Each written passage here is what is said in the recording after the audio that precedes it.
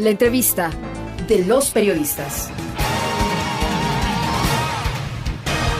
Quiero saludar cordialmente al doctor Augusto Tandazo, quien es un abogado de amplia experiencia y también es un experto en contratación pública. Doctor, gracias por atender este llamado. Buenas tardes. Quiero consultarle en primer lugar, hemos presentado una investigación en la que hemos dado cuenta de que el Contralor Subrogante ha desvanecido cientos de millones de dólares de glosas que el propio organismo de control había determinado anteriormente. ¿Cuál es su primera apreciación sobre esto que se ha dado en estos últimos meses? A ver, lo primero que tenemos que decir es lo siguiente: ¿de qué subcontralor me está hablando usted o de qué Contralor General del Estado me está hablando usted? Obviamente estamos hablando de Pablo Celi. Más adelante vamos a hablar de la parte, si es que él es reconocido legalmente como esa autoridad o no, porque hay muchos antecedentes que todos conocemos, doctor. Claro, pero creo, le sugiero, pero si no, igual voy por donde usted me diga. Me parece que por allí hay que comenzar a tocar el tema, para poderlo ver cómo es que él se enquista en el poder y cómo comienza a servir obsecuentemente al gobierno. Muy bien, doctor. Bueno, entonces replanteemos el tema. Todos recordamos que el doctor Carlos Polis, cuando fue contralor todavía, él emitió una acción de personal para destituir como contralor subrogante a Pablo Celi, pero él, todos recordamos, fue público en los videos, cómo él rompió esa acción de personal y posteriormente él se autoproclamó como contralor general subrogante. De ahí parte todo, doctor. Es decir, que lo que vino en adelante, hay algunos analistas que dicen que todo lo actuado es ilegal. ¿Usted comparte con ese criterio, doctor?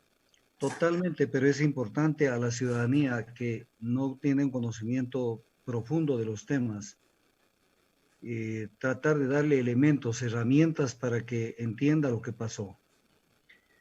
El artículo 33 de la Ley Orgánica de la Contraloría General del Estado dice que el subcontralor general del Estado será designado por el Contralor General. Entonces, el tema es clarísimo. El Contralor General es la única persona que podía nombrarlo al subcontralor general del Estado. Y el mismo artículo 33 dice que subrogará al Contralor General en caso de ausencia temporal o definitiva, hasta la designación del nuevo titular. Así es. No es que lo van a dejar a la persona ahí para per secula secular. Pero viene el artículo 33 dice que subrogará al Contralor General. Entonces, el artículo 35 de la misma Ley Orgánica de la Contraloría General del Estado dice, en la parte pertinente, que serán de libre nombramiento y remoción por parte del Contralor General del Estado. Entre otras autoridades, lo cita en primer lugar al subcontralor. Es de libre remoción y nombramiento. O sea, nadie le podía quitar esa competencia mientras estaba siendo contralor Carlos Polis Fayón. Esa era la competencia de él y punto. No era la competencia de ningún otro órgano, de ninguna otra institución del Estado. Y él lo que hace es sustituir al subcontralor general del Estado mediante una acción de personal, me parece que es la 913, y mediante un poder que se otorga en Estados Unidos y que con ese poder se actúa dentro de la Contraloría General del Estado.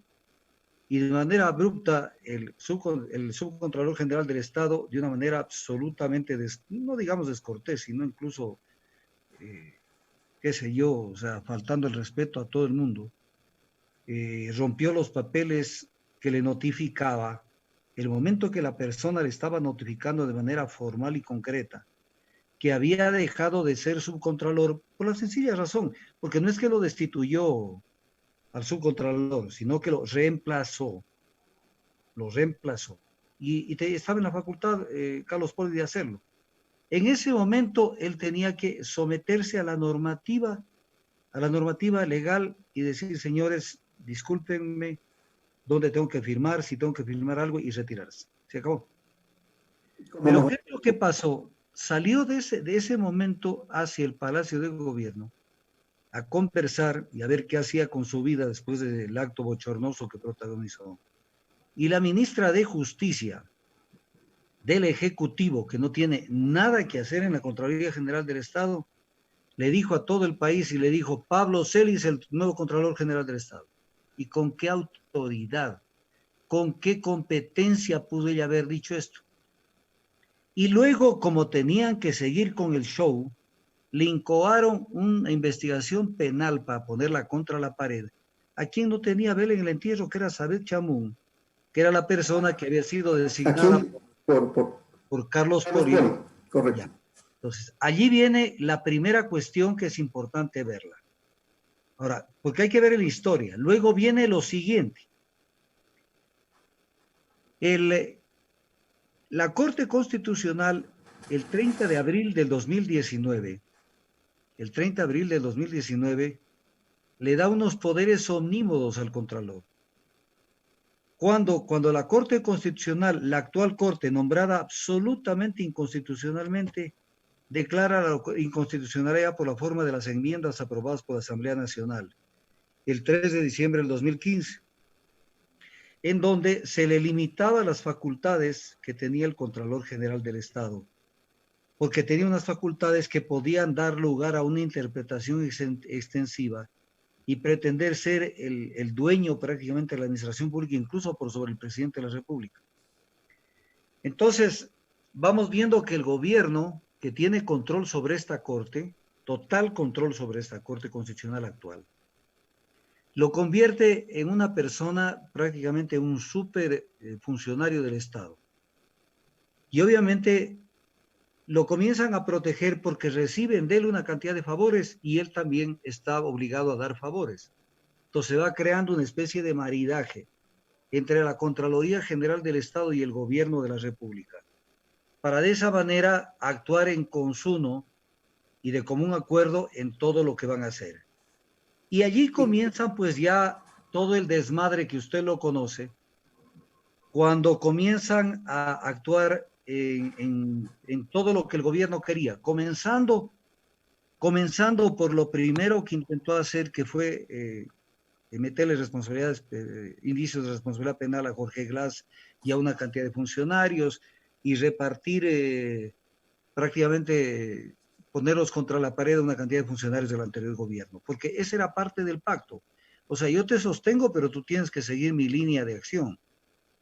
Entonces, pero dentro de la línea de acción, cuando un funcionario llega a perder su autonomía, porque lo que quiere es defender su cargo y algunas cosas más, en ese momento esa persona puede actuar según diferente tipo de consideraciones, no solamente en la parte de la acción positiva, sino también de la omisión, o del dejar hacer o del dejar pasar. Entonces, comienza a verse un contralor que desvanece glosas que no tenían sentido desvanecerse, y que a su vez establece glosas en casos o sanciones como el caso del caso de los miembros del Consejo Nacional Electoral, que no tiene la menor posibilidad de que eso tenga algún vicio de legalidad.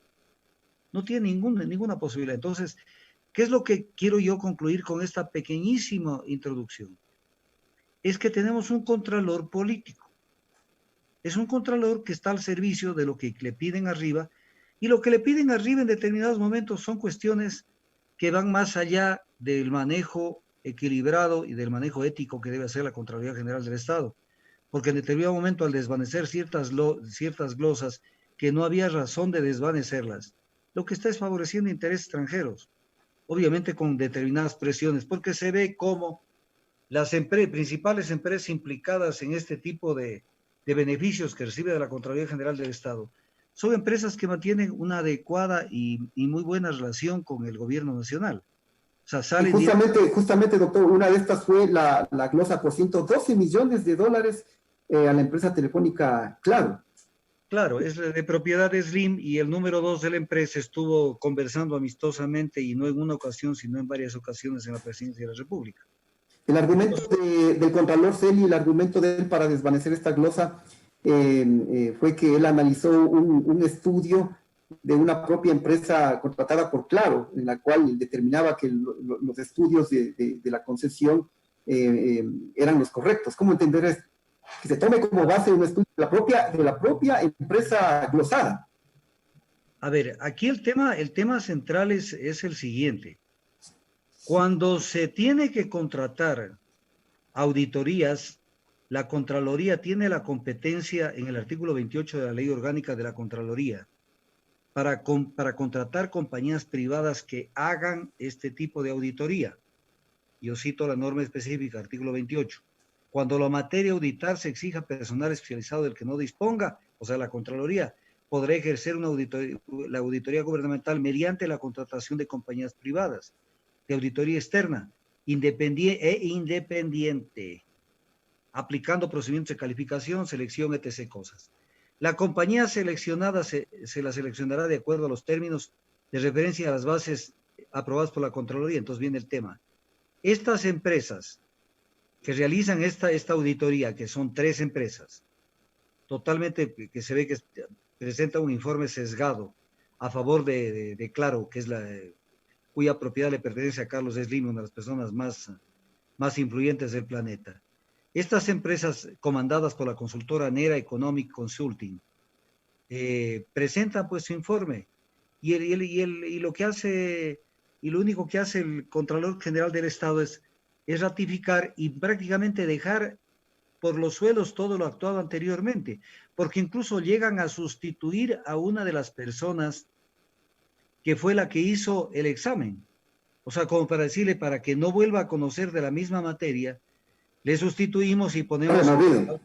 Entonces, las otras compañías son Alianza y Tachi Consultores. Entonces, viene el tema, ¿cómo puede ser que con una empresa contratada por la empresa privada que está siendo glosada solidariamente con los exfuncionarios, con algunos funcionarios del sector de la telefonía, sea la que prácticamente contrata este tipo de auditoría que sirve de base para sacarse de en medio más o menos 112 millones de dólares, 111 millones y pico, en una actividad que se demostró que en esta actividad adicional que habían contratado, pues no se siguió la normativa.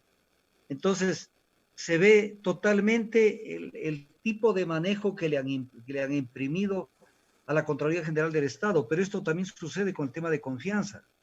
Sí, doctor, nosotros hemos detallado un sinnúmero de glosas que han sido desvanecidas y curiosamente podemos observar, por ejemplo, había una glosa de 9.5 millones de dólares por la compra de grilletes, en la cual se le había al menos emitido un informe de responsabilidad civil administrativa. No tengo claro si esto también llegó a glosa, pero esto era contra la ministra de ese entonces de Justicia, Lady Zúñiga, que usted había señalado que fue quien intervino para decir que Pablo Celi es el contralor, el subrogante legalmente.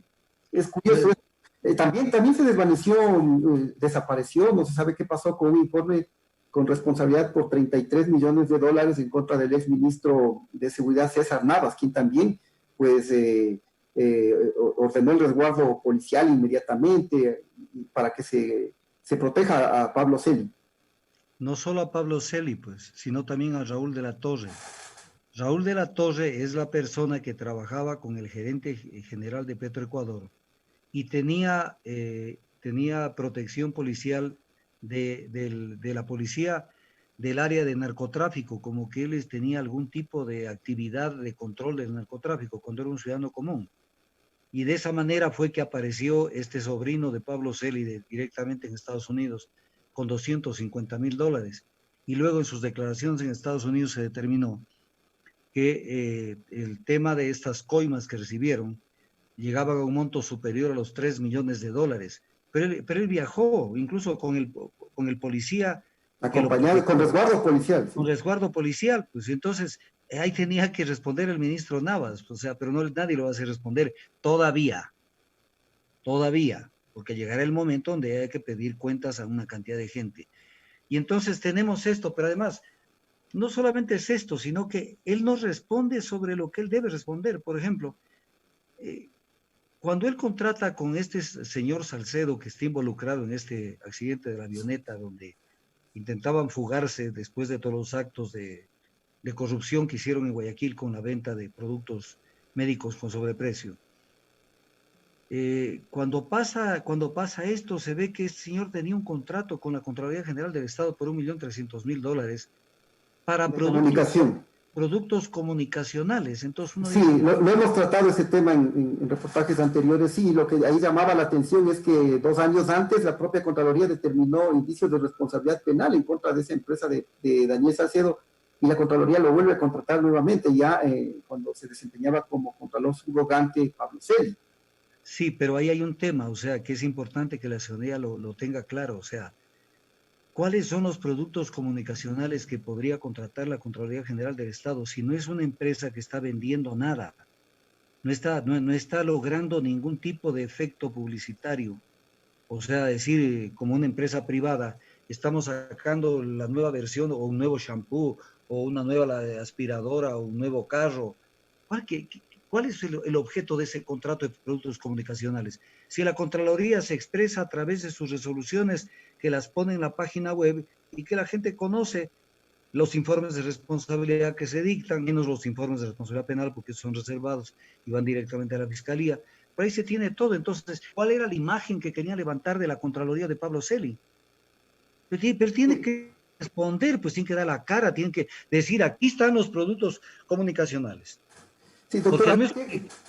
sí, doctor, ahora volviendo al tema de las glosas, ¿qué tan grave es la denuncia que hizo el doctor Alejandro Rodas, ex delegado de Contraloría en Esmeraldas, quien ha denunciado que hay digamos, no sé si decirlo, una mafia dentro de la propia Contraloría encabezada por altos funcionarios que son quienes se dedican a, a desvanecer estas glosas? Incluso él ha mencionado que ahí está la subcontralora actual, el exdirector del Departamento de Responsabilidades, que también recientemente salió, pero fue pasado como secretario general, y también le menciona al director de comunicación, que es el enlace. ¿Qué tan grave es esta denuncia? A ver, aquí no vamos a hablar de Pablo Celi. Aquí vamos a hablar de la Contraloría General del Estado. ¿Sí? De la Contraloría General del Estado. Alguna vez el historiador Pareja Díez Canseco, que además era un magnífico editorialista de los medios de comunicación del Ecuador. Yo recuerdo que como hace 40 años más o menos, 45 años, publicó un editorial que a mí se me quedó grabado. Y él decía algo, decía, la burocracia o los funcionarios presentan dificultades, o sea, dificultades para vender facilidades. Y luego desarrollaba el tema. ¿En qué consistía? O sea, yo creo el problema para que puedan acercarse a mí para de esa manera llevar un dinero. Entonces, creo el problema. Y entonces la gente que estaba confiada y dice, yo no he hecho nada malo en el hipotético caso que ese sea lo que estamos analizando.